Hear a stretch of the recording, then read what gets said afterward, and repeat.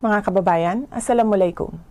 Ayon sa isang nagpakilalang testigo, may kinalaman umano ako sa Oplan Tukhang, sa Davao Death Squad, at sa mga insidente ng pagpatay o extrajudicial killing sa Davao. Bago ang script na ito, sa mga taon na nagsilbi ako bilang Vice Mayor at Mayor ng Davao City, ni minsan ay hindi naugnay ang aking pangalan sa isyong ito. Bigla na lang nagkaroon ng testigo laban sa akin nang mahalal ako na Vice President. At kabilang na nga ako ngayon sa mga akusado sa International Criminal Court.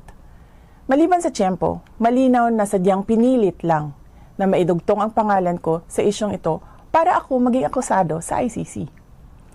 Ang pagpupumilit ng ICC na pakialaman ang ating hudikatura ay panghihimasok sa ating soberanya.